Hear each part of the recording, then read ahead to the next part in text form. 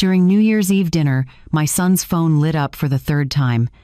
We were halfway through the pot roast and garlic potatoes, the TV murmuring quietly with some countdown special nobody was really watching, when Greg scraped back his chair and forced a grin that didn't quite reach his eyes.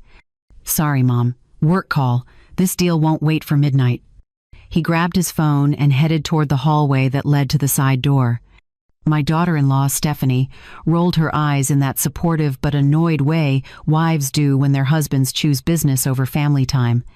"Real estate never sleeps," she said lightly, taking another sip of wine. Across the table, my grandson Tyler froze with his fork halfway to his mouth. He was 10. Old enough to know something was off, young enough to still show it on his face. His dark eyes tracked his father's retreat down the hall, and I saw the exact moment uncertainty settled into his expression. I watched him push back his own chair a few seconds later. "Grandma, can I use the bathroom?" "Of course, sweetheart, you know where it is." He nodded, but he didn't turn toward the hall bathroom. His socks whispered over the hardwood as he slipped in the same direction Greg had gone, quiet as a shadow. Stephanie didn't notice. She'd launched into a story about new blinds for their living room, something about measurements and sales at some furniture warehouse. I kept nodding, making the right sounds, but all my attention was with the two figures now just out of sight. Before I go any further, let me say something. Happy New Year, I mean that. Whether you're watching this on January 1st or you're catching up a few days later, I hope this year brings you everything you're hoping for. I'm sitting here in my kitchen in Columbus, Ohio, with a cup of coffee getting cold beside me and my grandson asleep down the hall, sharing this story because I think it matters. So tell me, where are you right now? Are you still thinking about everything that happened in 2025, or have you already set your sights on new goals for this year? What are you doing while you're listening to this? Folding laundry? Driving? Just trying to unwind after a long day? Drop a comment and let me know. I read every single one, and it means the world to know I'm not just talking into the void. And if you're already feeling that tug in your chest, that sense that this story is going somewhere you need to hear, go ahead and hit that like button. Subscribe if you haven't yet. I promise you, what's coming next is worth every second. I could hear the side door click open. Cold Ohio air slipped in around the frame long enough to kiss the back of my neck and raise goosebumps on my arms. Greg's voice came next, muffled but tense. Then another voice through the phone, deeper, impossible to make out clearly, but carrying a weight that made my stomach tighten. I didn't move. I'd spent 70 years learning when to lean in and when to sit perfectly still and listen. This was a moment for stillness. Stephanie kept talking about fabric samples and light filtering options. I made myself nod at the right moments, smile when she paused for agreement, all while every nerve in my body strained toward that hallway. 30 seconds later, the door clicked again. Tyler came back first. He stumbled into the dining room, face colorless, pupils blown wide like he'd seen something that knocked the air straight out of his lungs. His hands shook so hard he nearly dropped his fork when he picked it up just to have something to hold on to. "Hey, buddy," Stephanie said, finally noticing. "You okay? You look like you saw a ghost." He didn't answer her. He walked straight to me with an odd, jerky walk, the kind children have when their bodies are moving but their minds are still stuck somewhere else. He pressed himself against my side like he had when he was a toddler, afraid of thunder. "Grandma," he whispered, "we have to leave." I bent my head closer, my hand coming up to cup the back of his head. "What's wrong?" He swallowed hard, glanced toward the hallway where we could both hear Greg's footsteps starting to return, then back up at me. His lips barely moved. "Kidnap." One word. It hit me like a bucket of ice water dumped straight over my head. My instinct, the old mother in me who'd raised 2 children and spent 40 years as a nurse patching up broken bodies and frightened families, wanted to stand up and shout. Wanted to demand answers, drag Greg back into this dining room by his collar and make him explain every syllable Tyler had overheard outside that door. But I didn't yell. I smiled. Very calmly, like I'd just been told dinner was ready or the mail had arrived, I reached for my phone beside my plate. My thumb hovered over the screen where one text thread already sat open, a conversation I'd kept ready for weeks now. One name at the top. Cole. I typed a single word. Now. Then I hit send. I tucked the phone under my napkin and lifted my wine glass as if nothing had changed at all. As if my grandson hadn't just whispered the word that confirmed every fear that had been building in my chest for months. As if the walls of my own home weren't closing in around a truth I'd been trying not to see. Tyler stayed pressed against my side, his breathing too fast, his small body trembling. I wrapped my arm around his shoulders and squeezed once, firmly, the way you do when you need someone to know you've got them, even if you can't say it out loud. Stephanie was still talking. Something about return policies now. I made a sound that might have been agreement. Greg reappeared in the doorway, sliding his phone into his pocket. His smile was back in place, smooth and easy, the kind of smile that had gotten him out of trouble his whole life. The kind of smile I'd once been proud of and now realized I should have questioned years ago. "Sorry about that," he said, moving back to his seat. "You know how it is. Clients get nervous right before the holidays. Just needed some reassurance." "Of course," I said, my voice steady. "We understand." He picked up his wine glass, swirling it once before raising it toward the center of the table. "You know what? Let's make a toast. To fresh starts and second chances. To family. To making this year count." Stephanie raised her glass. Tyler's hand tightened on my sleeve. I lifted mine, meeting Greg's eyes across the table, and wondered if he could see it. The shift. The line I'd just crossed by sending that single word into the night. 15 minutes. That's how long it took. 15 minutes of Greg talking about market trends and interest rates, of Stephanie nodding along and refilling glasses, of Tyler sitting so close to me I could feel every nervous breath he took. 15 minutes of me smiling and responding and acting like my heart wasn't hammering against my ribs hard enough to crack bone. And then, exactly as promised, the front door burst open. But before I take you to that moment when the door burst open, you need to understand how a 70-year-old retired nurse ended up with federal agents on speed dial and her own son walking into a trap she helped set. My name is Carol Hart. I've lived in Columbus, Ohio for 47 years. I spent 4 decades as a nurse, mostly in the ER at Riverside Medical, which means I've seen people at their absolute worst and learned to keep my head when everyone else is losing theirs. I raised 2 children in a 3-bedroom house on Maple Street with a husband who made me laugh until the day his mind started forgetting how. Harold is still alive, but the man I married is mostly memory now. 3 years ago, early onset dementia took his job first, then his independence, then the way his eyes lit up when I walked into a room. He lives in Brookside Care Facility, 10 minutes from my house. I visit 3 times a week. Some days he knows me. Most days, he doesn't. On the good days, he'll squeeze my hand and call me by name. On the bad days, he looks at me like I'm a kind stranger who keeps showing up uninvited. So yes, holidays are different now. My son Greg is 42. He's my oldest, and for most of his life, I would have told you he was my golden child. Charming from the day he learned to smile, ambitious from the day he learned to walk. Growing up, he could talk himself out of almost any consequence. Late homework, dented bumper, forgotten curfew. I used to call it his gift of the gab. I bragged about it when he landed his first big sales job right out of college. He moved through companies the way some people move through hobbies, always chasing the next big commission, the next hot market. Real estate, insurance, financial consulting. He'd call it adaptability. Looking back now, I think the word I should have used was restless. Still, he was my son. He showed up for Christmas. He remembered my birthday most years. He had a wife, Stephanie, who seemed perfectly nice, if a little too willing to go along with whatever Greg suggested. And he gave me Tyler, my grandson, who has his grandfather's quiet thoughtfulness and his mother's gentle heart. My daughter Renee lives in Austin with her husband and their twin girls. She got my stubborn streak and her father's skepticism.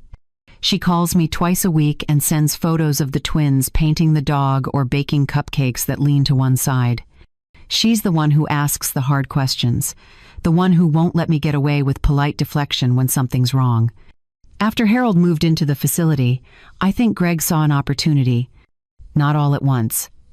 Not in some dramatic villain reveal. Just small things that added up over time. He started using my address for business mail. Just easier, Mom. More stable than ours. You know how renters are. I didn't think twice about it. He'd bring paperwork for me to sign. Tax forms, he said. Estate planning. Everyone does this, Mom. It's just boilerplate. You want to make sure everything's protected, right? For Tyler and the girls? I signed.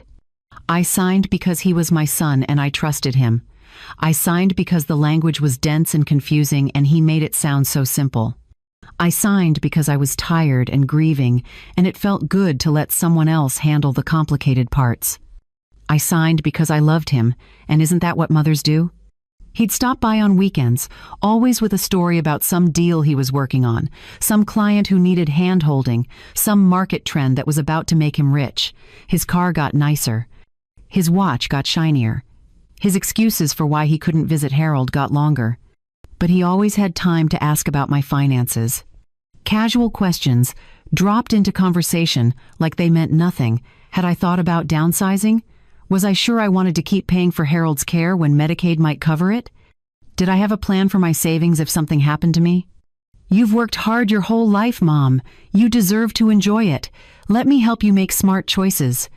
I told myself he was being thoughtful, that he cared about my future. Renee saw it differently. He's circling, she said on one of our calls, her voice tight. Like a hawk. You see that, right?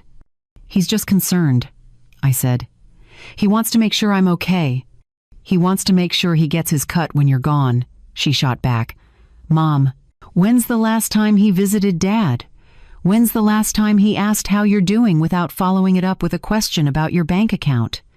I got defensive, told her she was being unfair, that Greg was busy, that she didn't understand how hard it was for him to see his father that way. She went quiet for a moment. Then she said, Okay, Mom, but when it all falls apart, don't say I didn't warn you. I thought she was overreacting. I thought she was letting old sibling rivalry cloud her judgment. I thought a lot of things that turned out to be completely, devastatingly wrong. The envelope arrived on a Tuesday in June, a year and a half before that New Year's Eve dinner. Plain white, return address from the Ohio Attorney General's office, my full name typed across the front in that impersonal government font that always means trouble. At first, I thought it was a scam. Nobody from the state sends good news in a plain white envelope. I opened it standing at my kitchen counter, still holding my keys, my purse still on my shoulder. Inside was a single sheet of paper, formal letterhead, legal language that took me 3 tries to parse. A complaint had been filed against a company called Hart Senior Consulting, LLC. My full name and home address were listed as the business owner.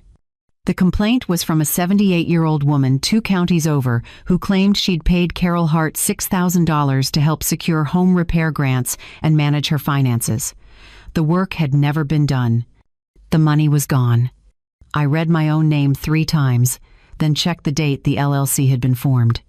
2 years earlier, right around the time Greg had told me he was finally branching out on his own. I sat down hard in the nearest chair, the letter shaking in my hands. My first thought was identity theft. Someone had stolen my information and was using it to scam people. My second thought, the one that made my stomach drop, was worse. What if it wasn't a stranger? What if it was my son? I called the number on the letter with shaking hands. The woman who answered had a voice that managed to be both brisk and kind, the way good nurses talk to frightened patients. Financial Crimes Unit, this is Investigator Teresa Moore. I had to clear my throat twice before I could speak. My name is Carol Hart. I received a letter about a complaint filed against a business using my name. Hart Senior Consulting. There was a pause, the sound of keys clicking. Yes, Mrs. Hart, we've been trying to reach you. Thank you for calling back. I need you to understand something, I said, gripping the edge of my counter. I never started that business. I don't know anything about it.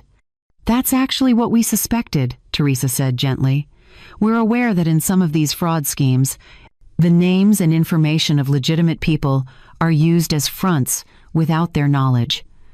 I'd like to ask you a few questions, if that's all right. Would you be available to meet in person? Yes, I said immediately. When? How about Thursday morning, 10 o'clock? I'll bring a colleague from a federal task force who's been working on related cases. We want to make sure you're fully informed about what's happening. Federal task force. The words made my mouth go dry. We set the time. When I hung up, I had to sit down again because my legs wouldn't hold me. I spent the next 2 days in a fog. I went through the motions, visited Harold, though I barely registered what the nurses said to me, answered Renee's call, and lied straight through my teeth, telling her everything was fine. Stared at my computer screen and tried to make sense of the email account I'd supposedly been using to communicate with clients I'd never met. Because after that phone call, I did what anyone would do. I searched for Hart Senior Consulting. The website looked professional. Clean design, soft colors, stock photos of smiling older adults holding hands with younger professionals. The tagline read, "Trusted guidance for seniors navigating complex financial waters." And there, on the About page, was my face. It was a photo from my Facebook page, one Renee had taken 2 Christmases ago. I was wearing my navy blouse, the one I save for nice occasions, smiling at the camera with my hair freshly done. They'd softened the wrinkles around my eyes, made my skin look smoother, younger, professional. Underneath, a bio I'd never written. Carol Hart has spent over 40 years serving her community as a registered nurse and understands the unique challenges facing older adults. With a background in healthcare and a heart for helping others, Carol founded Hart Senior Consulting to provide compassionate, personalized support to seniors and their families. I read it 3 times, feeling sicker with each pass. Someone had taken my life, my career, my face, and turned it into bait. And the someone who had access to all of that information, who knew where I worked and what I looked like and how to make me sound trustworthy, was sitting in my house 2 years ago asking me to sign papers he promised were just routine. Thursday morning came. Teresa Moore arrived exactly at 10, a woman in her mid-40s with tired eyes and a firm handshake. The man with her introduced himself as Cole Barnes, special agent with a federal task force focusing on elder financial exploitation. He wasn't what I expected. No sunglasses, no swagger, just a weary-looking man in a plain navy suit carrying a leather folder that looked like it had seen better days. They sat at my kitchen table, the same table where Greg had slid those forms across to me, and Cole started pulling out files. "Mrs. Hart," he said quietly, "I want to be very clear from the start. We don't believe you're involved in this operation. Your bank records and tax returns don't show any of this income. But someone is trading on your identity, and we need to understand how." He laid out the evidence like a coroner arranging organs. Neat, methodical, devastating. Copies of checks made out to Hart Senior Consulting, each one signed by someone who thought they were hiring Carol Hart, registered nurse and trusted community member. Contracts promising help with Medicare applications, home repair grants, estate planning, services that were never delivered. Email exchanges where Carol responded to worried questions with reassuring language about processing times and government delays. And bank statements showing every payment routed from an account opened in my name to another account controlled by a company called G. Hart Holdings. Greg's company. "Is it possible," Cole asked, watching my face carefully, "that your son registered a business using your information with your consent, perhaps for estate planning or tax purposes?" My cheeks burned. He asked me to sign some tax forms when he left his last firm. He said it made consulting on the side easier. I didn't read all the fine print. "Did you sign a stack of pages on a clipboard?" Teresa asked. "Yes." "Was it at your kitchen table?" "Yes." "Did he say things like, 'Everyone does this, it's just boilerplate, you want everything protected'?" My stomach clenched. "Yes." Cole nodded slowly, no judgment in his expression, just a deep weariness that told me I wasn't the first mother sitting at her kitchen table realizing her child had used her trust as a weapon. "You're not alone in this, Mrs. Hart. This pattern is very common. We've been tracking your son for a while now, but we couldn't see the missing piece. How he was convincing people to trust him, especially older victims who tend to be more cautious, using your name, your face, your nursing background. That explains a lot. Oh, God. I pressed my hand to my mouth. He's using me like bait. Yes, Cole said simply. Tyler's face flashed through my mind, the way he lit up when Greg walked into a room, how he still believed his dad could fix anything. What happens now? I whispered. Cole hesitated, exchanging a glance with Teresa. That depends on you. He explained that they had enough evidence for charges against Greg, but not enough to tie him to his partner. A man they suspected was running an entire network of scams across 3 states and laundering the money through shell companies. They thought Greg was the middleman, the one who could charm frightened seniors into handing over their life savings. We need more, Cole said. We need him on record, talking about the operation, ideally with his contact. And we need it in a way that can't be explained away by lawyers. You want me to help you trap him, I said. We want to give you the opportunity to protect other people from what happened to you, Teresa corrected gently, and to make sure that when this goes to court there's no question about your role. Right now, on paper, you look like the mastermind. If we move without your cooperation, you risk being charged alongside him. The room tilted slightly. I could go to prison? We would fight that, Cole assured me, but fraud cases are complicated. Juries see a business in your name, money moving through your accounts, and it becomes our word against the evidence. If you help us, we can make it very clear that you were a victim who chose to do the right thing. I sat there, staring at my own kitchen table, the one I'd refinished with Harold 20 years ago, the one where my children had done homework and eaten Sunday dinners and built Halloween projects with glitter that I was still finding in the cracks. This was where Greg had looked me in the eye and told me he was protecting my future. This was where I'd signed away my identity because I loved him and trusted him and believed that mothers were supposed to help their sons succeed. Mrs. Hart? Teresa's voice was soft. We don't need an answer today. Take some time to think about it. But I was already thinking about the woman 2 counties over who'd lost $6,000 to my face and my name, about how many others there might be. About Tyler growing up watching his father get away with this, learning that charm and shortcuts were how real men operated. What would I have to do? I asked. Cole outlined the plan carefully, his voice steady and professional, but I barely heard the details. Something about recording devices, about creating opportunities for Greg to incriminate himself, about building a case that would hold up in court. All I could think about was Tyler. How would I explain to a 10-year-old boy that his grandmother helped send his father to prison? How would I look him in the eye and tell him I chose strangers over his dad? Mrs. Hart? Cole's voice pulled me back. Are you with me? I need time, I said. I need to think. Of course. He stood, gathering the files back into his folder. Take all the time you need. But Mrs. Hart, I want you to understand something.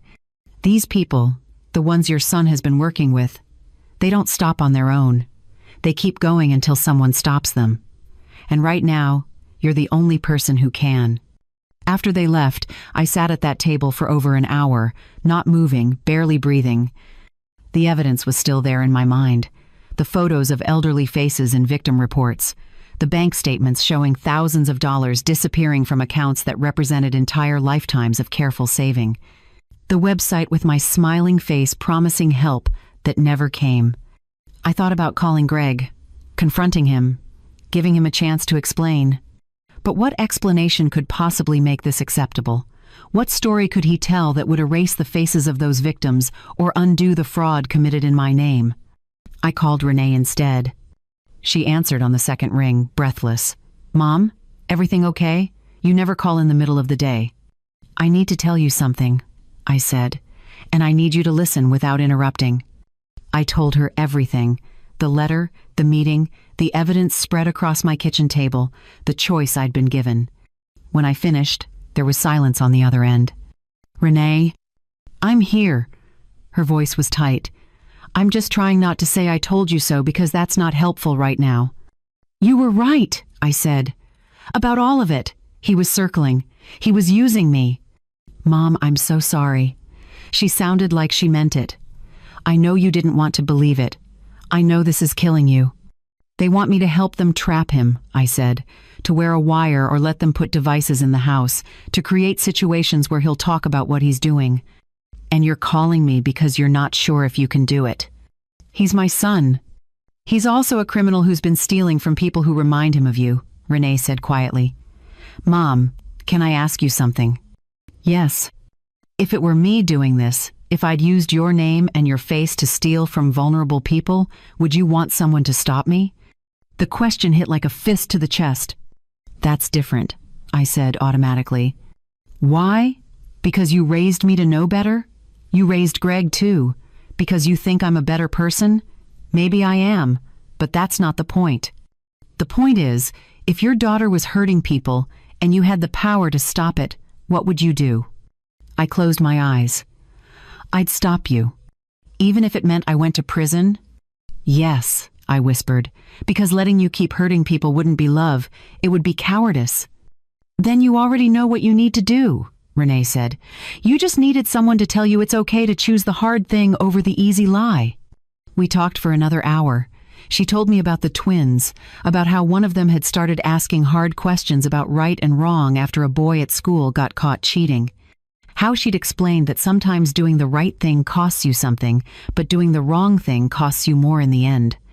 They're 7, she said, and they already understand that love doesn't mean protecting people from consequences. It means loving them enough to let them face the truth. After we hung up, I made myself dinner. Scrambled eggs and toast, because cooking anything more complicated felt impossible. I ate at the table where Cole had laid out those files, and I thought about every signature I'd given Greg without reading the fine print. Every time I'd chosen to believe him over my own instincts. Every moment I'd looked away because confronting the truth felt too hard. I thought about Harold, tucked away in his facility, his mind already lost to a disease that was stealing him piece by piece. What would he say if he could understand what Greg had done? Would he tell me to protect our son, or would he tell me to protect the people our son was hurting? I knew the answer. Harold had never tolerated shortcuts or excuses.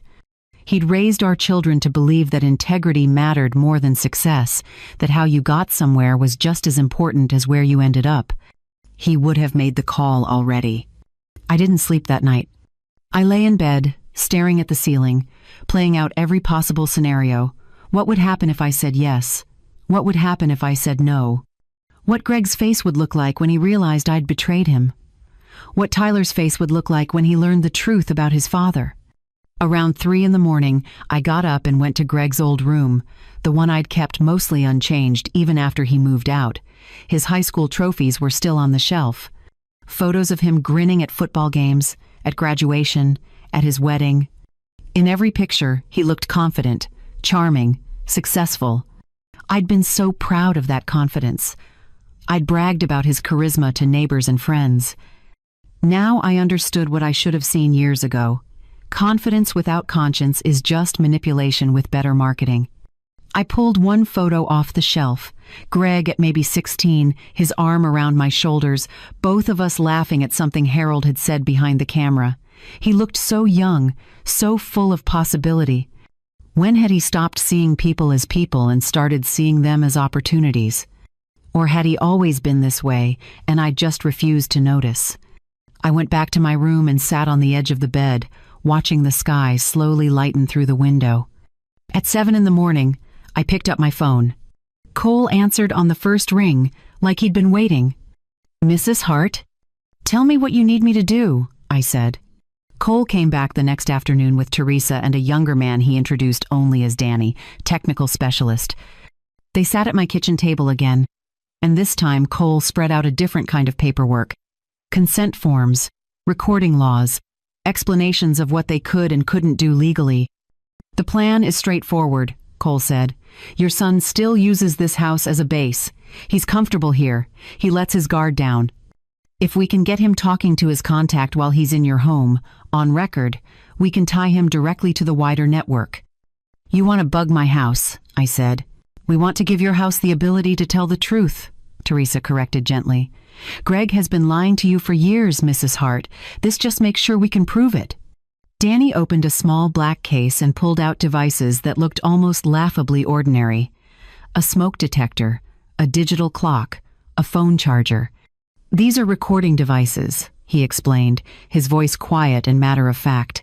Audio only, very sensitive microphones.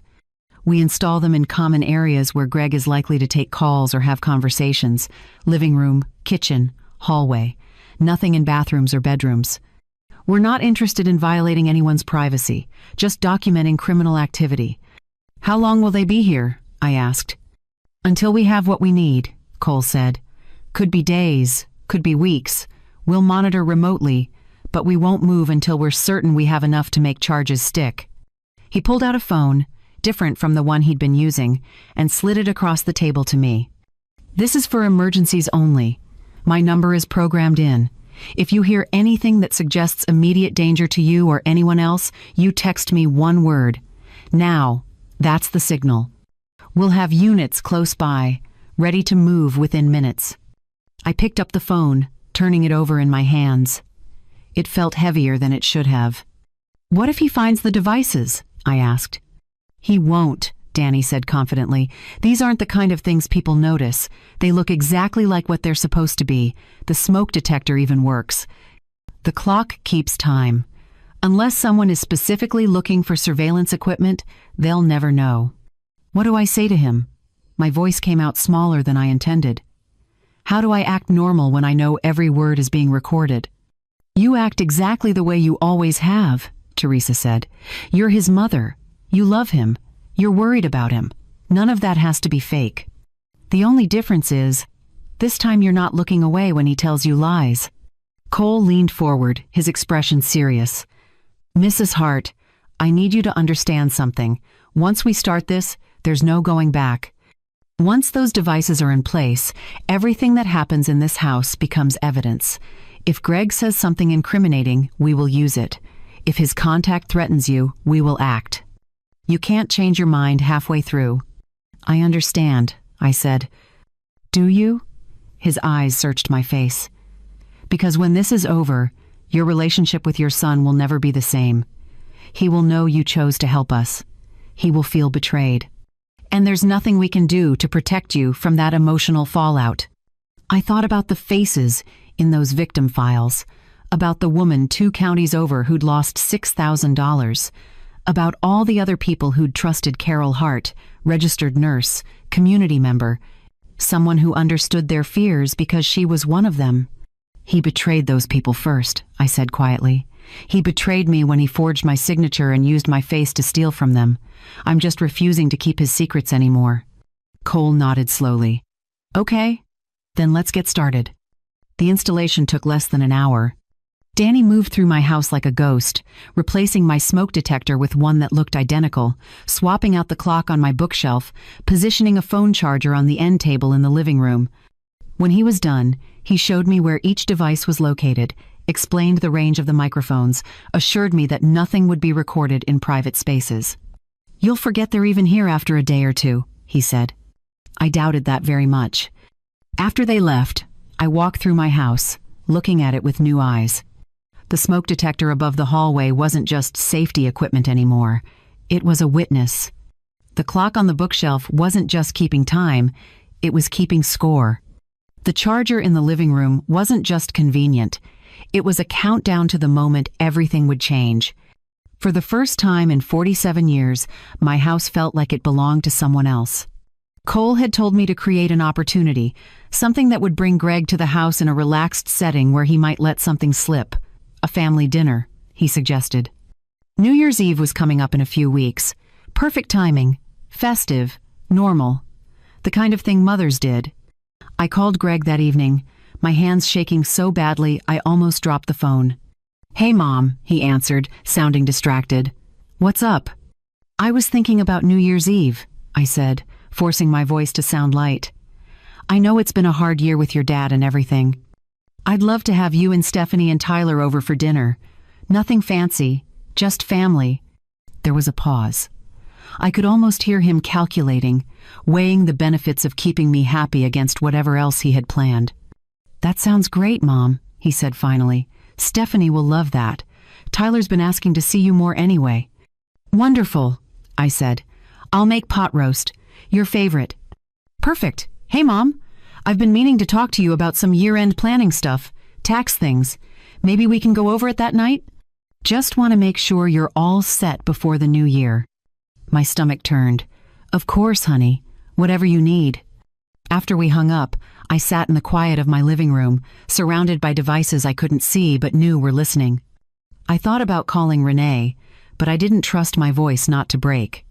Instead, I went to see Harold. He was in his chair by the window, staring out at the courtyard, where a few stubborn leaves still clung to the trees. When I sat down next to him, he turned his head slowly, his eyes focusing on my face with effort. "Carol," he said, my name clear and certain. "Hi, sweetheart," I said, taking his hand. We sat like that for a while. Not talking, just being. Some days, that's all we had left. The simple comfort of presence. "I need to tell you something," I said finally. "Even if you don't remember it tomorrow, even if you don't understand it now, I need to say it out loud." He watched me, waiting. "Greg is in trouble. Big trouble. He's been hurting people, using my name to do it. And I'm going to help stop him. I'm going to help send our son to prison." Harold's hand tightened on mine, just slightly. "I don't know if this makes me a bad mother," I continued, my voice shaking. "I don't know if I'm doing the right thing or if I'm destroying our family. But I know I can't keep looking away. I can't keep signing things I don't understand and pretending everything is fine. Someone has to stop him before he hurts more people." Harold was quiet for a long moment. Then, in a voice that sounded more like the man I married than he'd been in months, he said, "You always knew." "Knew what?" "When to fight, when to let go." His eyes met mine, remarkably clear. "Trust yourself." I stayed until visiting hours ended, holding his hand, memorizing the weight of it in case this was one of the last clear moments we'd have. When I got home, the house was dark except for the streetlight filtering through the front windows. I walked through each room, turning on lamps, and stopped in the living room. The clock on the bookshelf ticked steadily. The charger on the end table glowed softly. Above me, the smoke detector sat silent and watchful. For the first time, I thought, this house is a witness. Not just to whatever Greg would say or do in the coming weeks, but to my choice, to the moment I decided that loving my son didn't mean protecting him from the consequences of his actions. I sat down on the couch, pulled a blanket over my lap, and waited for the hard part to begin. The morning of December 31st arrived cold and clear. I woke up at 5:30, which was 2 hours earlier than necessary, but also exactly when my body decided sleep was no longer possible. My hands were already shaking before my feet hit the floor. I went through the motions of getting ready.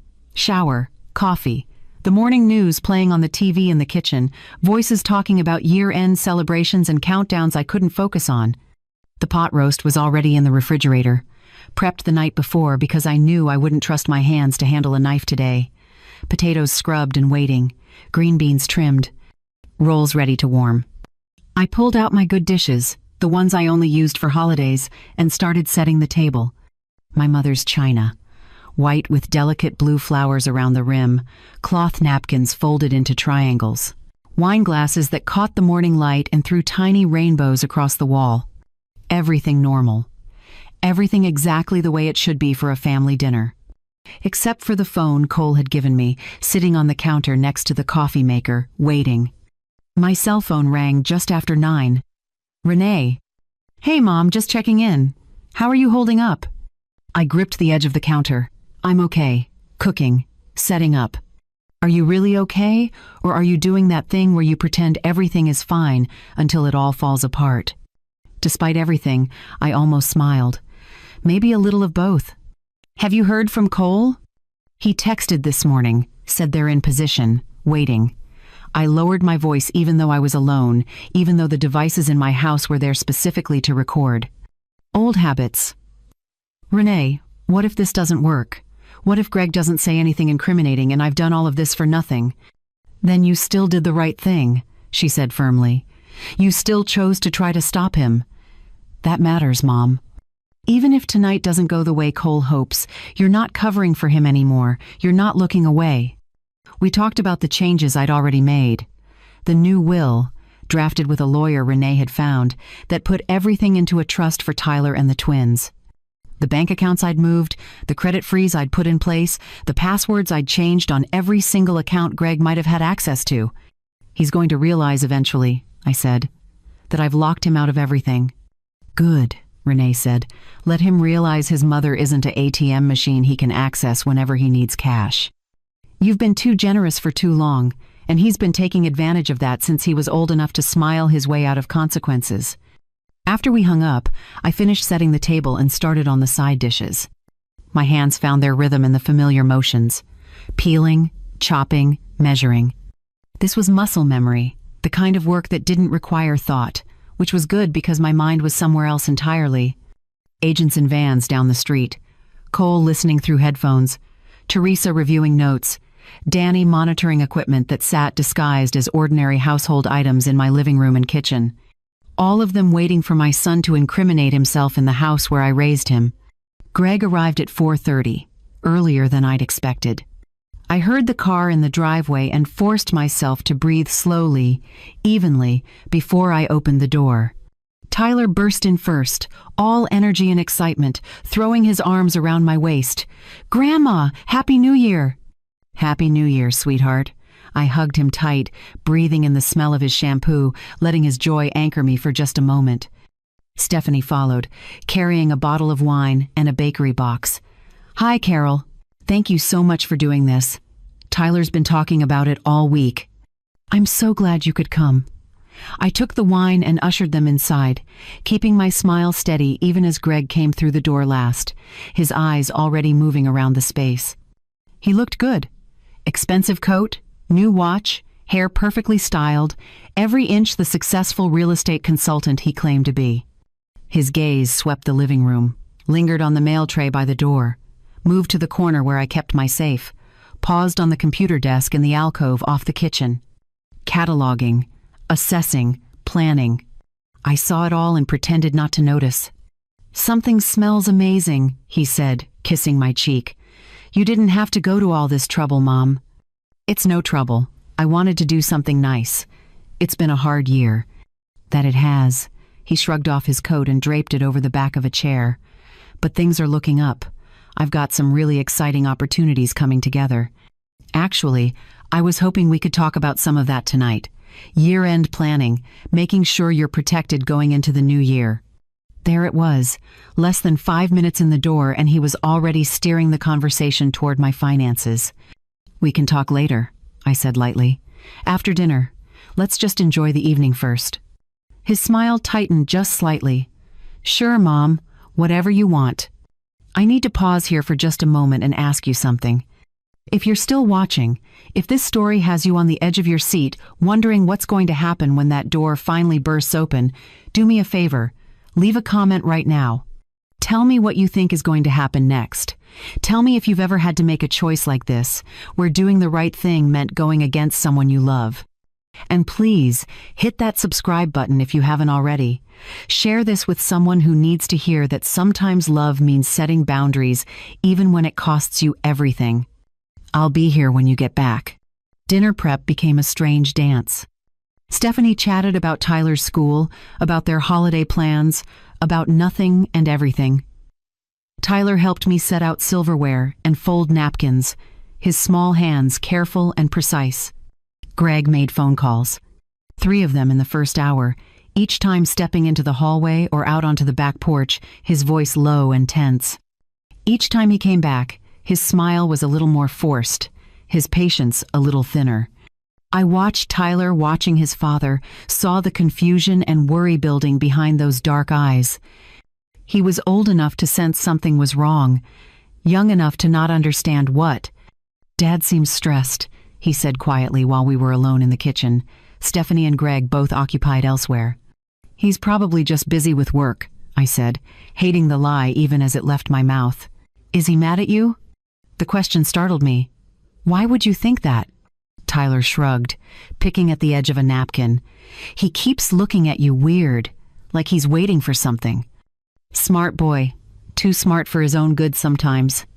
"Your dad and I are fine," I said, pulling him into a quick hug. "Don't worry about grown-up stuff, okay? Tonight is about family and celebrating the new year. But even as I said it, I could feel the tension building in the air like pressure before a storm. Greg's phone buzzed again during the final dinner preparations. This time, he didn't even excuse himself, just pulled it out and glanced at the screen, his jaw tightening. "Everything okay?" Stephanie asked. "Fine," he said shortly. "Just a client who can't make a decision without calling me 6 times. But his eyes found mine across the kitchen, and I saw something in them that made my skin go cold. Suspicion, calculation, the look of a man who was starting to wonder if the ground beneath him was as solid as he thought. We finally sat down to dinner just after 6. I'd timed it perfectly.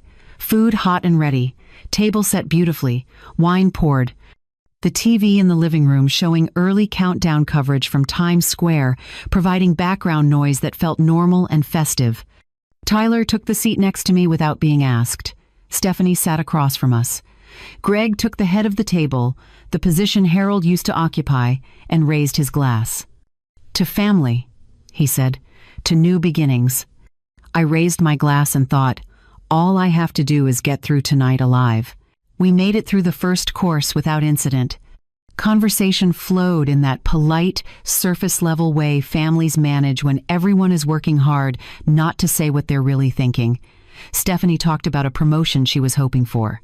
Tyler told a long, winding story about a science project involving volcanoes. I asked the right questions and made the right sounds and passed dishes when hands reached for them. Greg's phone sat on the table next to his plate, face down but not silent. It buzzed once during the salad. He glanced at it, frowned, and turned it over without answering. It buzzed again while I was serving the pot roast. This time he picked it up, read something that made his jaw tighten, and set it back down harder than necessary. "Popular tonight," Stephanie said lightly. "Year-end rush," Greg said, forcing a smile.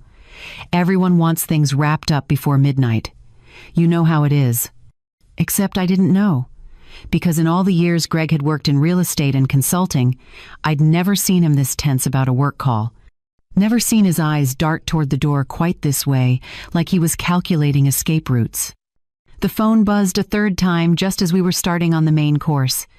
Greg stared at it for a long moment, then pushed back his chair with a sound that made Tyler jump slightly. "Sorry, Mom, I have to take this. Big deal. Won't take more than 2 minutes." He grabbed the phone and headed toward the hallway that led to the side door, his steps quick and tight. Stephanie sighed. "I swear, if this job doesn't give him an ulcer, I will." "It's fine," I said, even though my heart was starting to race. "More pot roast?" Tyler had gone very still, his fork suspended halfway to his mouth, watching the hallway where his father had disappeared. "Grandma?" he said quietly. "Can I use the bathroom?" "Of course, sweetheart, you know where it is." But even as I said it, I saw him glance toward the hallway again, saw the wheels turning behind those dark eyes. He pushed back his chair carefully, quietly, and headed in the same direction Greg had gone. Not toward the bathroom, toward the side door. My stomach dropped, but I couldn't call him back, couldn't draw attention to what he was doing without alerting Stephanie that something was wrong. So I did what I had to do. I kept her talking. "So tell me more about this promotion," I said, refilling her wine glass even though it was still half full. "What would it mean for your schedule? Would you have to travel?" Stephanie launched into details about management training and team restructuring, and I nodded along while every nerve in my body strained toward that hallway. I heard the side door open, the brief rush of cold air that meant someone had stepped outside, then the click of it closing again, muffling whatever was happening on the other side. Greg's voice came through faintly, tense and low. Then another voice, deeper, filtered through his phone speaker. I couldn't make out words, just the rhythm of argument, of pressure being applied. Under the table, my hands gripped my napkin hard enough to leave marks. Stephanie was still talking, something about quarterly reviews and performance metrics, and I made sounds of agreement while my mind raced through every terrible possibility of what Tyler might be hearing right now. The seconds stretched impossibly long. Then the door opened again, closed. Footsteps in the hallway. Tyler appeared in the doorway to the dining room, and my heart stopped. His face had gone completely white, Not pale, not flushed, but drained of color like every drop of blood had decided to abandon his skin all at once. His eyes were huge, pupils blown wide with shock or fear or both. His hands shook so violently he had to shove them into his pockets to hide the trembling. "Hey, buddy," Stephanie said, finally noticing. "You okay? You look like you saw a ghost." He didn't answer her, didn't even acknowledge she'd spoken. Instead, he walked straight to me with jerky, uncoordinated steps, like his body was moving on autopilot while his brain tried to process something too big to hold. He pressed himself against my side the way he used to when he was small and frightened, when thunderstorms rattled, the windows or shadows in his room looked too much like monsters. "Grandma," he whispered, his voice barely audible, "we have to leave, right now." I put my arm around him, pulling him close, bending my head down so my ear was near his mouth. "What's wrong, sweetheart? What happened?" He swallowed hard, glanced toward the hallway where we could both hear Greg's footsteps starting to return, then looked back up at me, his whole body trembling against mine. His lips moved, forming a single word so quietly I almost missed it. "Kidnap." The world tilted. Everything in me, every instinct I had as a mother and a nurse and a human being who'd spent 7 decades learning to respond to emergencies, wanted to react, wanted to grab Tyler and run, wanted to stand up and scream, wanted to confront Greg the second he walked back into this room and demand to know what the hell he'd been talking about outside. But I didn't do any of that. I smiled. Very calmly, like Tyler had just told me he needed a glass of water or wanted seconds on dessert, I reached for my phone where it sat beside my plate. My hands were steady. I don't know how, but they were. I unlocked the screen with my thumb and opened my messages. Scrolled to the thread I'd kept at the top of my inbox for weeks now, the one I'd checked obsessively every morning to make sure it was still there, still ready. One name at the top, Cole. I typed a single word, my finger moving with absolute certainty. Now. I hit send. The message disappeared into the night, carrying with it every hope I had that this would work, that help would come, that I hadn't just made the biggest mistake of my life. I tucked the phone under my napkin, picked up my wine glass, and took a sip like nothing had changed at all. Like my grandson hadn't just confirmed that the danger I'd been preparing for wasn't abstract anymore. It was real. It was physical. It involved the word kidnap and my name and plans that had been made by men who saw me as leverage instead of a person. Tyler stayed pressed against me, his breathing too fast, his small body radiating terror he was trying desperately to hide. I wrapped my arm tighter around his shoulders and squeezed once. A silent message. "I've got you. I hear you. We're going to be okay." Across the table, Stephanie was watching us with growing concern. "Tyler, honey, are you feeling sick? You really don't look good." "He's fine," I said quickly. "Just excited about staying up until midnight, I think. Right, Tyler?" He nodded mutely, not trusting his voice. Greg reappeared in the doorway, sliding his phone back into his pocket. His expression had smoothed out into that easy, practiced smile, but I could see the tension still riding his shoulders, the way his eyes swept the room like he was checking to make sure everything was still where he'd left it. "Sorry about that," he said, moving back to his seat. "You know how clients are. Get nervous about contracts, need their hands held through every little detail." "Of course," I said. My voice came out steady, almost pleasant. "We understand. Work is work." He picked up his fork, took a bite of pot roast, and then set it down again, reached for his wine glass instead. "You know what?" he said, lifting the glass toward the center of the table. "I think we should make a toast. A real one this time. To fresh starts and second chances. To family. To making this year count." Stephanie raised her glass, smiling. Tyler's hand found my sleeve under the table and gripped it so hard I felt his fingernails through the fabric. I lifted my glass, met Greg's eyes across the table, and wondered if he could see it. The knowledge, the certainty, the line I'd crossed the moment I hit send on that single word. Wondered if he knew that in approximately 15 minutes, everything he thought he'd built was going to come crashing down around him. "To fresh starts," I echoed softly. Greg took a long drink, set his glass down, and launched into a story about interest rates and market predictions, his voice growing more animated as he talked. Stephanie nodded along, asking questions at the right moments. Tyler sat frozen against my side, barely breathing. And I counted the minutes. 13. 12. 11. Greg's phone buzzed again. He ignored it this time, too caught up in his own performance to notice the way Tyler flinched at the sound. 8 minutes. 7. Outside, beyond the warm light of my dining room, I imagined agents moving into position, checking equipment, confirming signals, preparing to breach a house where a grandmother had just sent up a flare that meant danger was imminent. 5 minutes. 4. Greg was talking about New Year's resolutions now, about goals for his business, about how this was going to be his year. He could feel it. Stephanie laughed at something he said. Tyler's grip on my sleeve tightened. 2 minutes. 1. And then, exactly as promised, I heard it.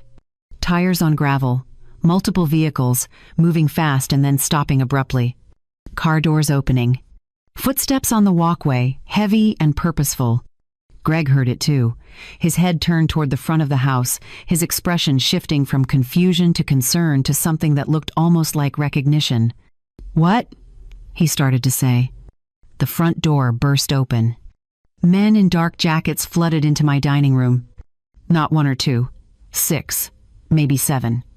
They moved with the kind of coordinated precision that comes from training and practice, filling the space between my front door and my table before Greg could even push back his chair. Badges came out. Voices spoke in overlapping commands. Federal agents. Nobody move. Hands where we can see them. Greg Hart, stay seated. Stephanie screamed. A short, sharp sound of pure shock.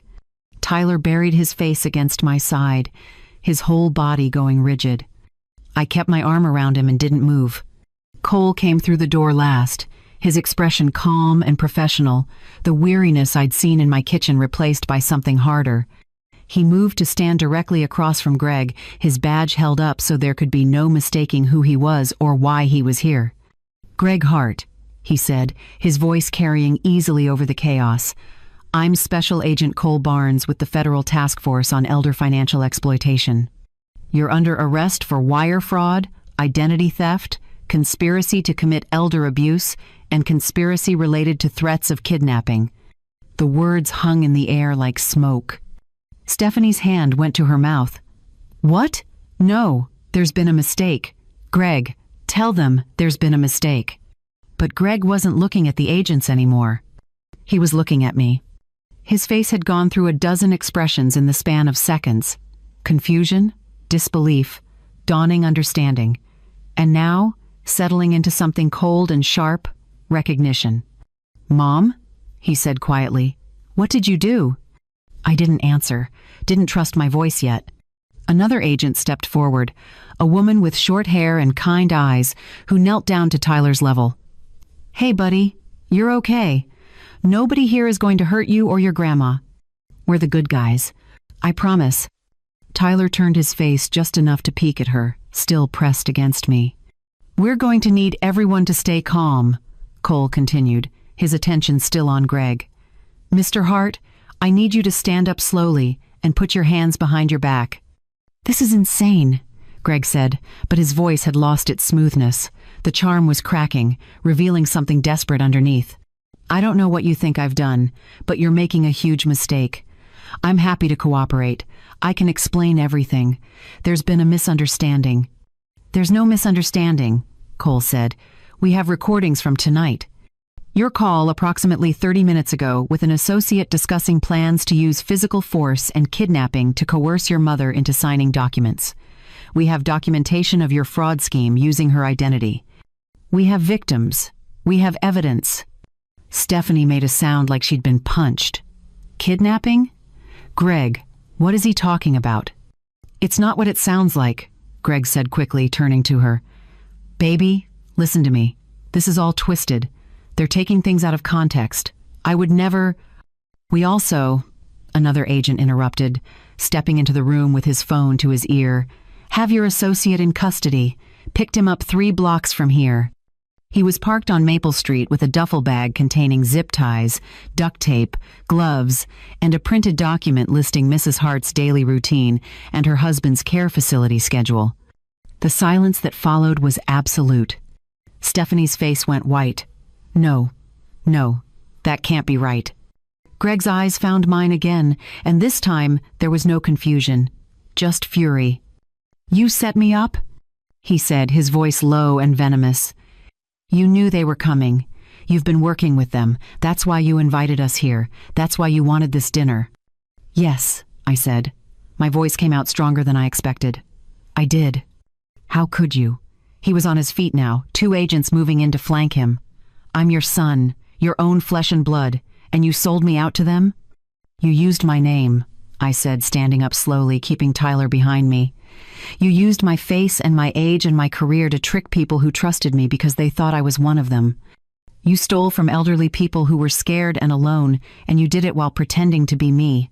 "I was trying to help you," Greg shot back. "Everything I did was to make sure you were taken care of, to make sure there was money for Dad's care, for your future." "Don't lie to me anymore," I said quietly. "Not now, not when we both know the truth. You weren't helping me, you were using me.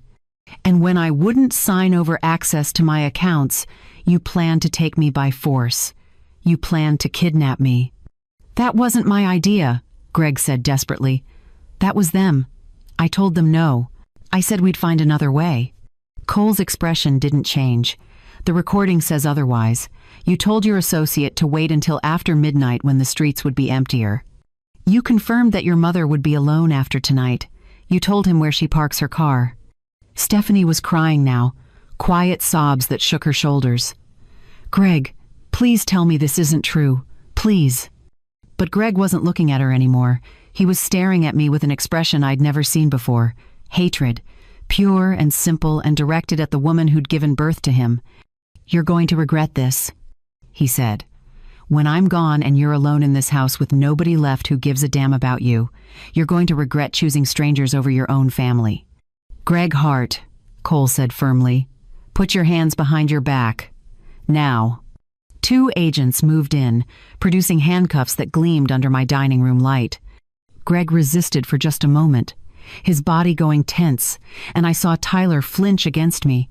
Then he seemed to deflate, shoulders sagging as the metal closed around his wrists.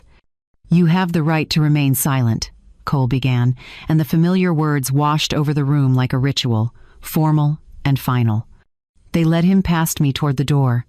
He stopped when he was level with my chair, turned his head to look at me one last time. His expression was a terrible mix of fury and disbelief, like he still couldn't quite accept that his mother had been the one to bring this down on him. "I'll never forgive you for this," he said. "I know," I said quietly. Then they took him out into the night, and he was gone. The house fell quiet, except for Stephanie's crying and the low voices of agents moving through the rooms, collecting evidence, taking photos, documenting everything. Tyler turned in my arms, his face still pale, his eyes huge. "Grandma, is this my fault? Did I do something bad?" I knelt down so we were eye to eye, my hands on his shoulders. "No, sweetheart. No. You saved me. Do you understand that? You heard something that scared you, and you told me, and because you were so brave, the police got here in time to keep me safe." "But Dad," his voice cracked.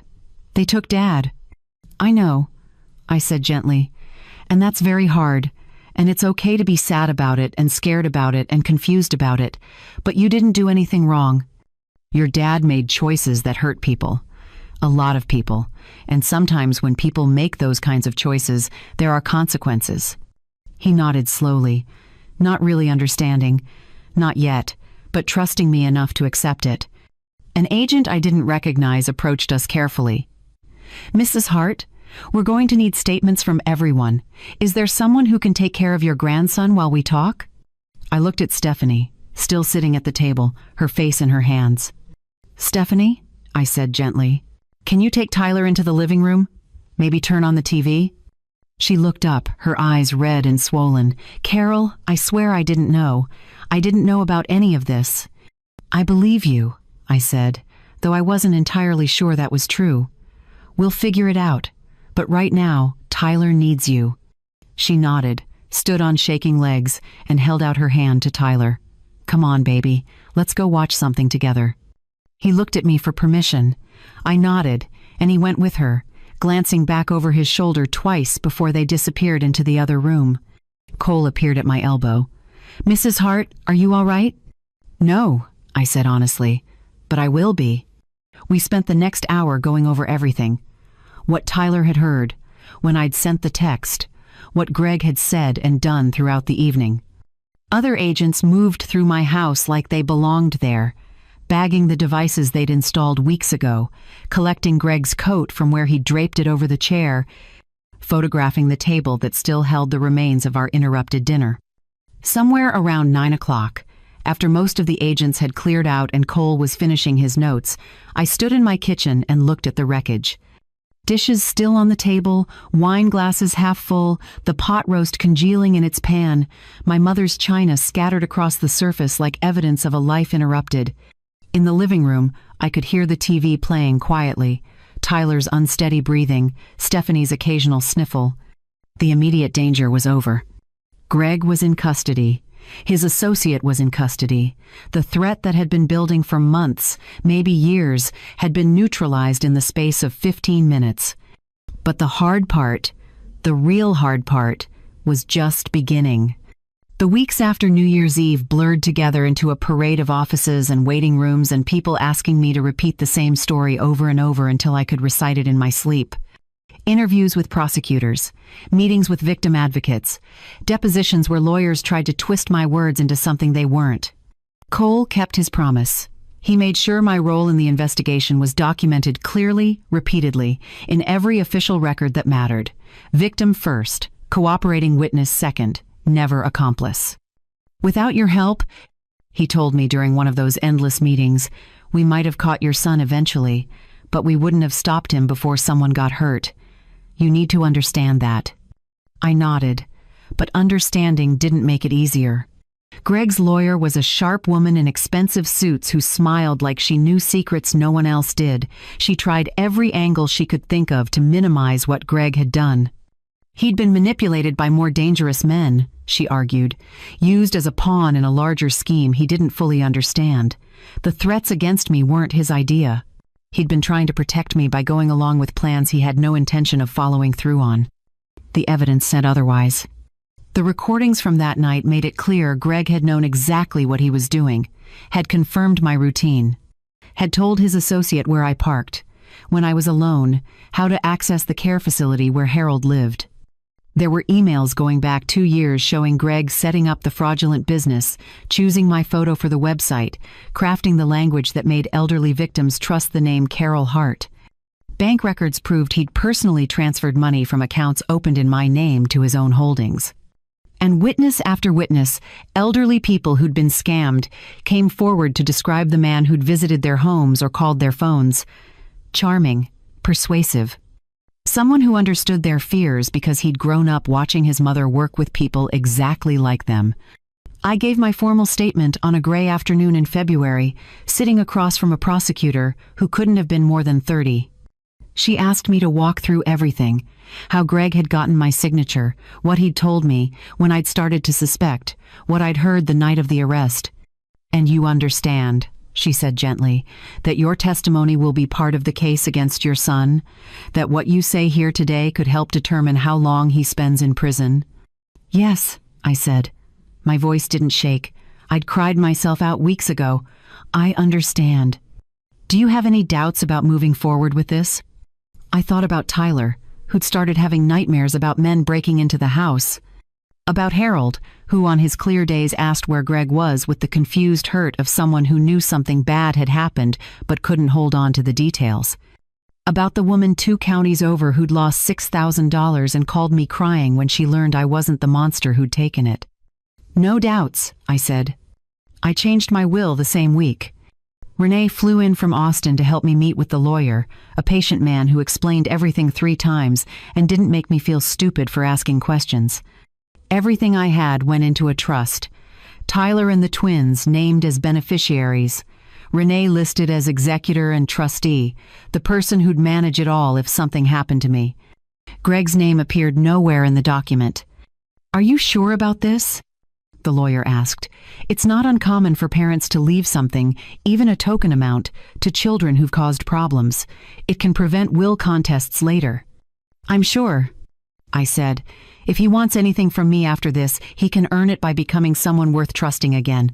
I won't give him tools to hurt people just because we share blood."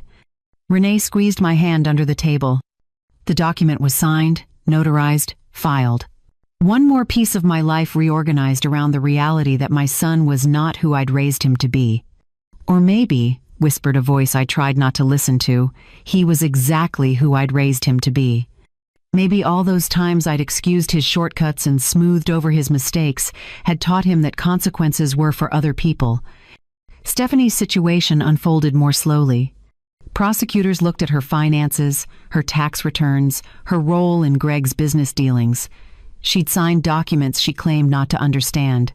Deposited checks she said she thought were legitimate. Benefited from money that had come from fraud. Her lawyer argued she'd been a dutiful wife who trusted her husband, that she'd had no reason to suspect the income wasn't clean. The evidence was murkier with her than it had been with Greg. In the end, they offered her a deal. Probation instead of prison, mandatory financial counseling, community service. A guilty plea to a lesser charge that would stay on her record but wouldn't destroy her life. She took it. I only saw her twice during those weeks, once at a required meeting where we both gave statements about our knowledge of Greg's activities. She wouldn't look at me. The second time was at my house when she came to pick up Tyler's things. We'd worked out a temporary arrangement. He'd stay with me during the week, spend weekends with her. "I didn't know," she said, standing in my doorway with her arms wrapped around herself. "I swear to you, Carol, I didn't know he was planning to hurt you." "Did you suspect?" I asked quietly. "All those times the money didn't quite add up, all those forms he had you sign, all those late-night calls, did you ever stop and ask yourself what was really happening?" Her silence was answer enough. "We see what we can handle seeing," I said. "I did the same thing for years. But at some point, Stephanie, we have to decide if protecting our own comfort is worth more than protecting the people being hurt. I made my choice. You made yours." She left with Tyler's backpack and a garbage bag full of clothes, and I watched her car pull away, wondering if she'd ever really understand the difference between not knowing and choosing not to know. Greg's trial was scheduled for May. It never happened. 3 weeks before jury selection, his lawyer came back with a plea agreement. Greg would plead guilty to multiple counts of fraud and conspiracy. In exchange, the prosecution would recommend a specific sentence and drop some of the more serious charges. 15 years in federal prison, eligible for parole after 10. Cole called to tell me before it became official. He took the deal, trials off. I sat down slowly. 15 years. It's a good sentence, Mrs. Hart. It's justice for what he did, and it means you won't have to testify in open court, won't have to be cross-examined by his lawyers trying to paint you as the villain. When does he get sentenced? 2 weeks, March 18th. You don't have to be there. But I was. Not in the courtroom itself. I couldn't bring myself to sit through the formal proceedings, to watch my son stand before a judge and accept his fate. Instead, I waited in the hallway outside, sitting on a wooden bench with Renee on one side and Tyler on the other. Tyler had insisted on coming, said he needed to see it for himself even though we'd tried to convince him to stay home. He sat very still, coloring in a book Renee had brought, while we listened to the muffled voices beyond the door. Through the small window, I could see Greg standing at a table, his lawyer beside him, his shoulders slumped in a way I'd never seen before. The judge spoke. I couldn't hear the words, but I heard the rhythm, the formal cadence of sentencing, the weight of authority in every syllable. And then I heard the number. 15 years. The sound Stephanie made carried through the door, a sob that turned into a wail before someone quieted her. Renee's hand found mine and held tight. Tyler's crayon stopped moving across the page. When it was over, when the guards led Greg away through a side door and the courtroom began to empty, we stood up and walked out into the gray winter morning. None of us spoke until we reached the parking lot. "Grandma?" Tyler said quietly. "What happens now?" I looked at Renee, then back at him. Now we figure out how to be a family again. A different kind of family, but still a family. Without Dad? Your dad made choices that hurt a lot of people, I said carefully, and now he has to face what happens because of those choices. But you didn't make those choices, Tyler. You don't have to carry his consequences. You just have to decide who you want to be. He thought about that while Renee unlocked the car. I want to be someone who tells the truth, he said finally, even when it's scary. I pulled him into a hug, this boy who'd saved my life by whispering one word. Then that's who you'll be. Tyler moved into Greg's old room on a Sunday in April. We'd spent the weekend before sorting through what to keep and what to pack away.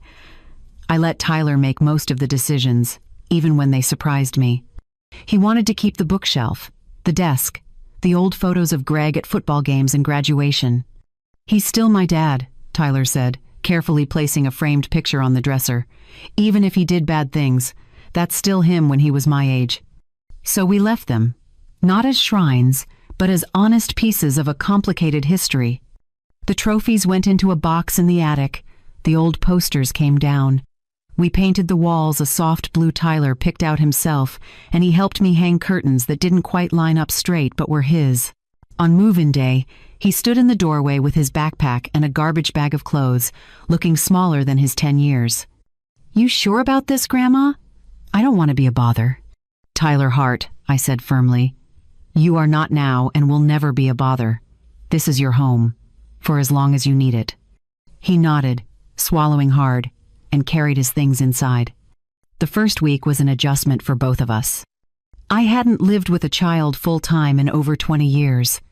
I'd forgotten how loud 10-year-old boys could be, how they left shoes in the middle of hallways and forgot to flush toilets and asked 17 questions before breakfast. Tyler had to get used to routines that weren't his mother's. Different bedtime, different rules about screen time and homework and chores. We worked it out slowly, one compromise at a time. School mornings became our rhythm. I'd wake him at 6:30, make scrambled eggs while he got dressed, quiz him on spelling words over breakfast. We'd pack his lunch together, and I'd drive him to school in time for the first bell. Afternoons were homework at the kitchen table, me sitting across from him with a book or crossword puzzle, available if he needed help but letting him work through problems on his own first. Evenings were dinner, often simple things like spaghetti or grilled cheese, followed by an hour of reading or a show we both liked, and then bed. Normal, quiet, safe. But the nightmares came anyway. The first one happened 3 nights after he moved in. I woke to the sound of crying, soft and muffled, coming from down the hall. I found Tyler sitting up in bed, his knees pulled to his chest, tears streaming down his face. Hey, sweetheart, I said softly, sitting on the edge of his mattress. Bad dream? He nodded, hiccuping. Men were breaking down the door. They were coming for you, and I couldn't stop them. I tried to yell, but nothing came out. I pulled him into my arms, rocking him the way I used to when he was small. I'm right here. The door is locked. There are no men coming. We're safe. But what if they come back? What if Dad's friends try to hurt you? They won't, I said with more certainty than I felt. The people your dad was working with are in jail, and even if they weren't, we have an alarm system now. Remember? The one Cole helped us install? He did remember. We'd made a game of testing it the day it was installed, setting it off on purpose just so he could hear how loud it was, how impossible it would be for someone to break in without us knowing. Can I sleep in your room tonight? He whispered. I almost said yes. Almost carried him down the hall to the guest bed in my room just to keep him close. But something stopped me. Some instinct that said running to my room every time he was scared wouldn't teach him that his own room was safe, that his own bed was a place where nothing bad could reach him. Tell you what, I said instead, I'll stay right here until you fall asleep, and I'll leave both our doors open so you can hear me if you need me. Deal? Deal, he said quietly. I lay down on top of his covers, one hand resting on his back, and told him stories about when his dad was little. Funny ones. The time Greg tried to build a treehouse and fell out before he'd hammered in a single nail. The Halloween he dressed as a vampire and forgot to take out his fake teeth before eating dinner, choking on a pork chop and spitting blood capsule dye all over the table. Stories that reminded us both that Greg had been a real child once, clumsy and silly and full of dreams that didn't involve hurting people. Tyler's breathing evened out. His body relaxed into sleep. I stayed another 20 minutes, just to be sure, then crept back to my own room and didn't sleep for the rest of the night. Stephanie came for dinner twice a week. It was awkward at first. We moved around each other in my kitchen like dancers who'd never learned the same steps, bumping elbows and apologizing too much.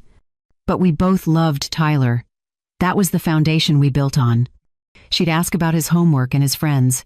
I'd update her on his science project or the book he was reading. We'd eat whatever I'd cooked, and afterward she'd help with dishes while Tyler showed her drawings or Lego creations he'd made. One night, about a month into the new arrangement, she stayed after Tyler went to bed. We sat at the kitchen table with tea, neither of us really wanted, and she said, "I need to tell you something." I waited. "I knew," she said quietly. "Not everything, not the kidnapping plan or the details of the fraud, but I knew something was wrong with the money. I knew Greg was lying about where it came from." And I told myself it was easier not to ask questions. "Why are you telling me this now?" I asked. "Because Tyler asked me today if I was mad at you for what happened to his dad." She looked down at her cup, and I realized I've been blaming you in my head. Like if you just kept quiet, if you just signed whatever Greg wanted, we'd still be a normal family. But that's not fair. You didn't make Greg steal from people.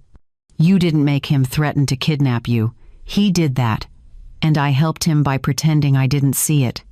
"What did you tell Tyler?" I asked. "I told him I wasn't mad at you, that you did something really hard because it was the right thing to do, and that I wish I'd been brave enough to do it first." We sat in silence for a while after that. It wasn't forgiveness. Exactly. It was just honesty. The kind of honesty that let us keep sitting at the same table, keep sharing the work of raising a boy who needed both of us. "Thank you for taking care of him," she said when she was leaving. "I know the courts are still sorting out custody, but thank you for giving him somewhere stable while they do." "He's my grandson," I said simply. "There's nowhere else he should be." I started attending a support group in May. Cole had given me the information months earlier, a card with an address and meeting time for a group that called itself Families of Financial Crime. I'd thrown it away twice before finally calling the number. The first meeting was in a church basement 3 miles from my house. 8 people sitting in a circle of folding chairs, ranging from a woman in her 30s to a man who looked close to 90.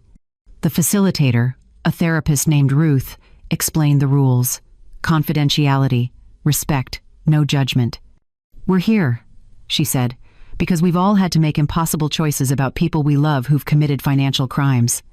And we're here because those choices don't come with easy answers or clean endings." One by one, people shared their stories. A daughter whose father had embezzled from his employer, a wife whose husband had run a Ponzi scheme, a brother who'd turned in his sister for insurance fraud. When it was my turn, I told them about Greg, about the business he'd built using my name, about the night I sent the text that brought federal agents through my door. "Do you regret it?" someone asked. I thought about Tyler asleep in Greg's old room, about Harold having one of his rare clear days and asking me if I was okay, about the victims who'd called to thank me for helping stop the man who'd stolen from them. "No," I said. "I regret every time I looked away before that night. I regret teaching my son that love meant he'd never face real consequences. But I don't regret the text."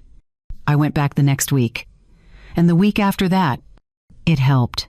Sitting with people who understood that you could grieve someone who was still alive, that you could love your child and still choose to stop them from hurting others.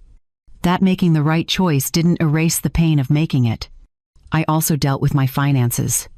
New bank accounts at a different institution, credit frozen at all 3 bureaus, passwords changed on every account Greg might have had access to. A financial planner who specialized in elder financial abuse walked me through steps to protect myself going forward. "You did everything right," she told me during our second meeting. "Once you realized what was happening, you acted quickly and decisively. A lot of people in your situation freeze. They can't bring themselves to believe their own family would hurt them, so they wait until it's too late." "I almost waited too long," I said. "But you didn't. That's what matters." The house began to feel different. Not immediately. Not overnight. But gradually, over weeks and months, the walls stopped feeling like they were closing in. Tyler's laughter in the kitchen while we made pancakes on Saturday mornings. His backpack by the door, ready for school. His voice calling out goodnight from his room before he turned off his light. The silence when he wasn't there felt peaceful instead of lonely. I could walk through rooms where federal agents had collected evidence and see them as just rooms again. Could sit at the kitchen table where Greg had been arrested without my stomach clenching. The house was mine again. Ours. A place where truth lived instead of secrets. One evening in late June, Tyler and I sat on the back porch watching fireflies emerge as the sun went down. "Grandma," he said, "are we okay now?" "What do you mean?" "Like, is everything going to be okay? With Dad in prison and Mom still figuring stuff out and us living here?" I thought about how to answer that. Thought about all the ways we were broken and all the ways we were healing. "I think," I said slowly, "that we're better than okay. We're honest. We're safe. We know where we stand with each other. That's more than a lot of families have." He leaned against my shoulder. "I like living with you." "I like living with you too, sweetheart." We watched the fireflies dance across the yard, blinking their small lights into the gathering dark, and I thought about how strange it was that the worst thing that had ever happened to our family had somehow led to this. To a quieter, smaller, truer version of us. To a house that felt like home again. I went to see Harold on a Wednesday in July, and for the first time in months, he knew me the moment I walked into his room. "Carol," he said, his voice clear and steady, his eyes tracking me with the sharpness I remembered from before the disease started stealing him away. "You're late. Visiting hours started 20 minutes ago." I almost laughed. "I got caught in traffic." "Liar. You were worrying yourself sick in the parking lot trying to decide what to tell me." He was right, of course. I'd sat in my car for 15 minutes, hands on the steering wheel, rehearsing different versions of a conversation I wasn't sure he'd understand or remember. Tyler was with me, sitting in the small chair by the window with a deck of cards, building a house one careful layer at a time. He'd wanted to come, said he missed Grandpa even though Grandpa didn't always remember who he was. I pulled the chair close to Harold's bed and took his hand. His skin was thinner than it used to be, the veins prominent, but his grip was still firm. "I need to tell you something," I said, "about Greg." His expression didn't change, but something flickered in his eyes. Resignation, maybe. Or just the weariness of someone who'd seen this coming for years. "He's in trouble," Harold said. It wasn't a question. "Yes, big trouble." "How big?" I told him. Not every detail, but enough. The fraud. The victims. The plan to kidnap me if I didn't cooperate. The night federal agents arrested him at our dining room table. Harold listened without interrupting, his thumb moving in slow circles over the back of my hand. When I finished, he was quiet for a long moment, staring out the window where Tyler was carefully placing another card on his growing structure. "I told you," he said finally, with a ghost of his old dry humor. "That boy and his shortcuts." Despite everything, I laughed. It came out shaky and a little broken, but it was real. "You did," I said. "You told me years ago. You said he was looking for the easy way instead of the right way, and I told you to stop being so hard on him. You wanted to believe he'd grow out of it," Harold said. "That's what mothers do. They hope." I hoped too long. Maybe. He shifted in his bed, wincing slightly. "Or maybe you hoped exactly as long as you needed to, until you couldn't anymore. Until hoping meant letting him hurt people." I pressed my lips together, fighting back tears. "He's going to be in prison for 15 years, Harold. Our son, because I helped put him there." "No," Harold said firmly, his voice gaining strength. "Our son is in prison because he chose to steal from vulnerable people, because he chose to use his own mother as bait. Because he planned to physically harm you when you wouldn't give him what he wanted. You didn't put him there, Carol. You just stopped protecting him from what he'd already done." Across the room, Tyler's card house collapsed. He sighed, gathered the cards, and started rebuilding. Harold watched him for a moment. "How's the boy handling it?" "Better than I expected," I said. "Worse than I hoped. He has nightmares, asks hard questions, but he's strong, braver than any 10-year-old should have to be." He gets that from you. He gets it from both of us, I corrected. He's got your stubbornness and my inability to look away when something's wrong. Dangerous combination, Harold said, but he was smiling. We sat together in comfortable silence, the kind of silence that comes from 40 years of marriage, from knowing someone so well that words become optional. Have you talked to him? Harold asked eventually. To Greg? No. I don't know if I should. Don't know if I'm ready. Are you asking for permission or advice? I thought about it. Both, maybe. Harold squeezed my hand. Then here's both. You don't owe him anything right now. Not a visit, not a letter, not forgiveness he hasn't earned. If you decide someday that you want to reach out, that's your choice. But don't do it because you think that's what good mothers do. Good mothers protect their children when they're vulnerable. They hold them accountable when they're dangerous. You've done both. I keep wondering if I failed him, I admitted quietly. If I missed something when he was young. If I should have been stricter or paid more attention or seen the signs earlier. You could drive yourself crazy with those questions, Harold said. Or you could accept that you did your best with what you knew at the time. Kids aren't broken because parents make one wrong turn.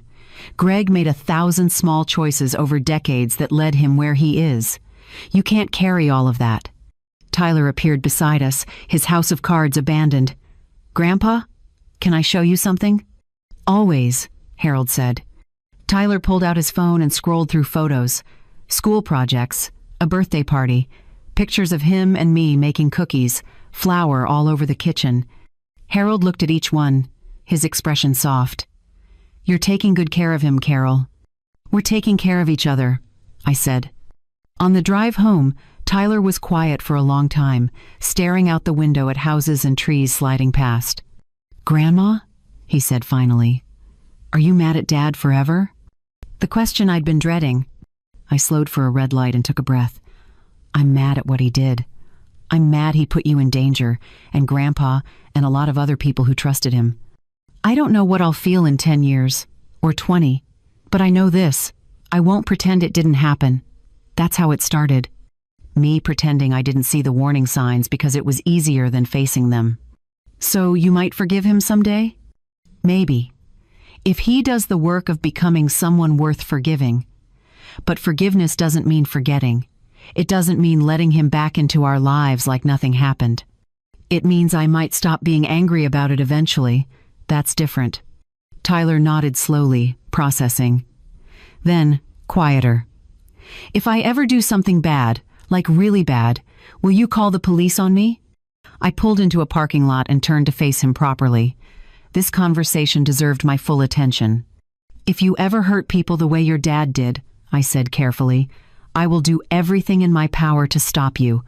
Not because I don't love you, because I do love you.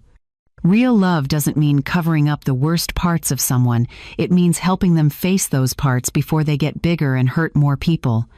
But you'd still love me? Even if I went to jail? I would still love you, I said, but I wouldn't lie for you. I wouldn't help you hide what you'd done. I wouldn't sacrifice other people's safety to protect you from consequences. Love isn't permission to do whatever you want. It's caring enough about someone to want them to be good, not just to feel good. He thought about that for a long time.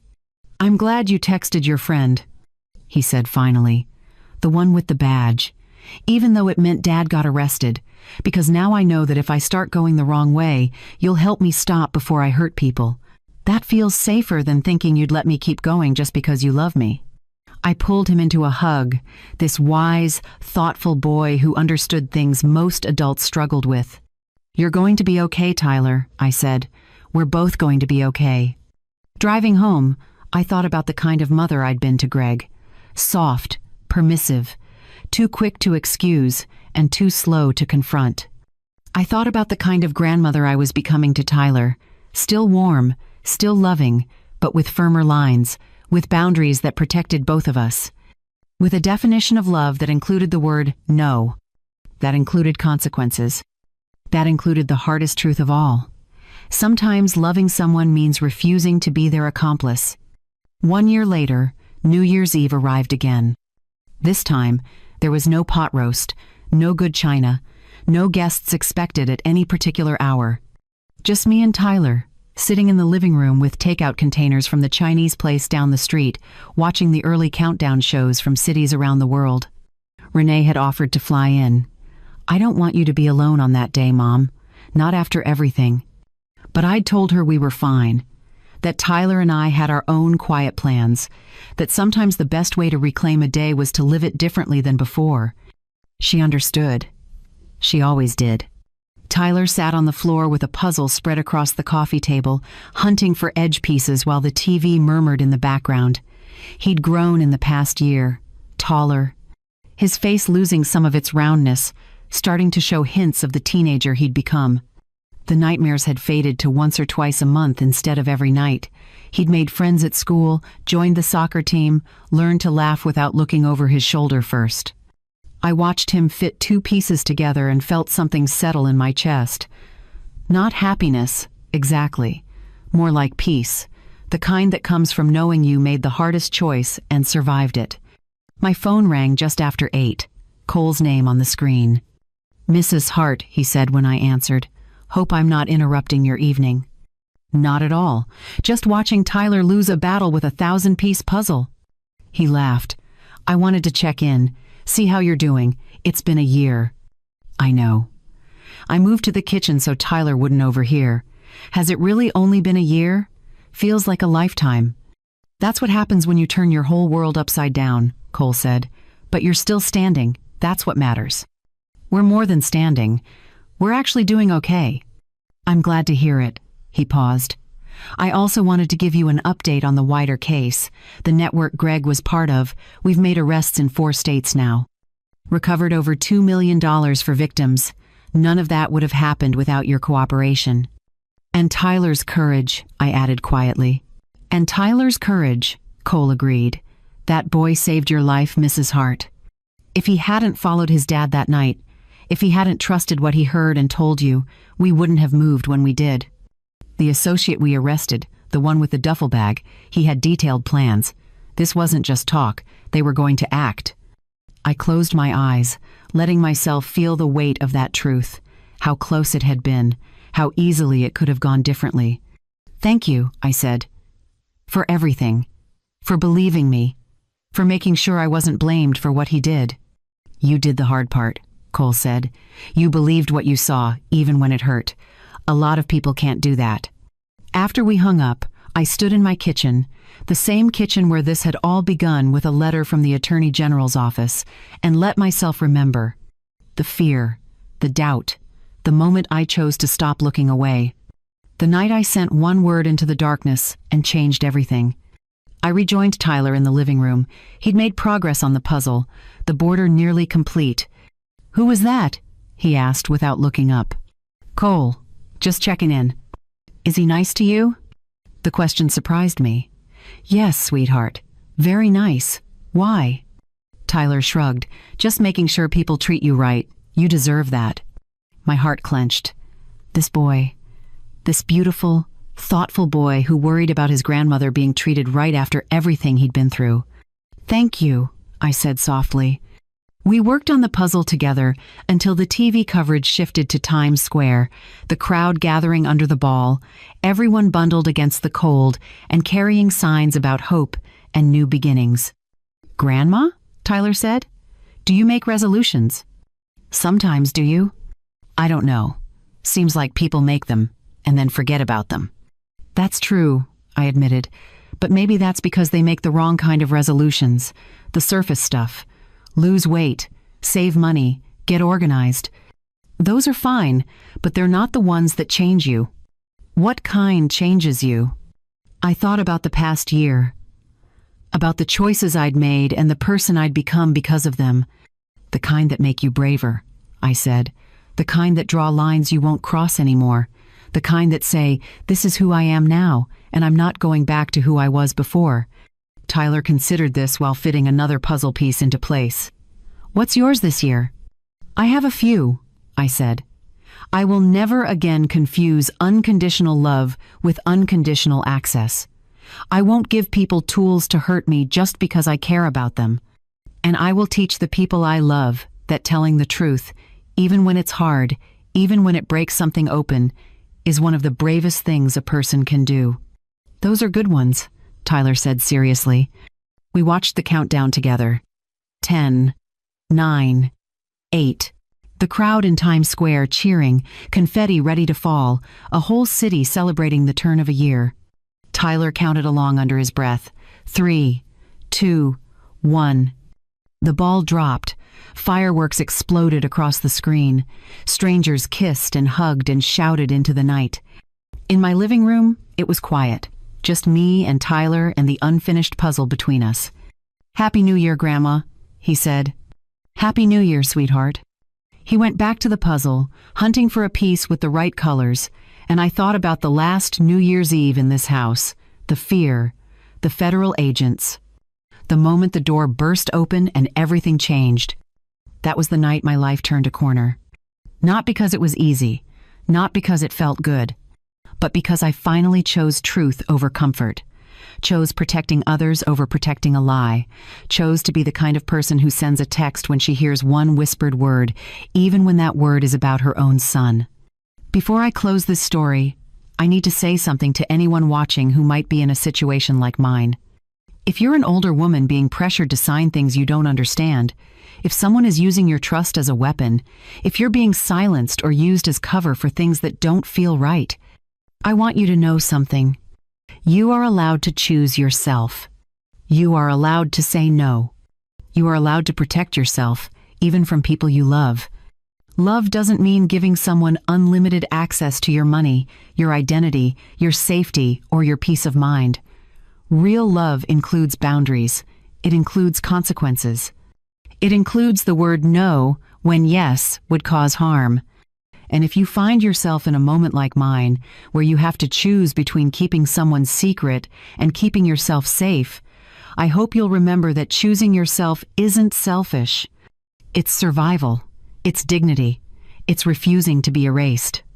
Even if it means texting one word and letting the door burst open. If this story meant something to you, if it gave you courage or clarity or just made you feel less alone, please share it.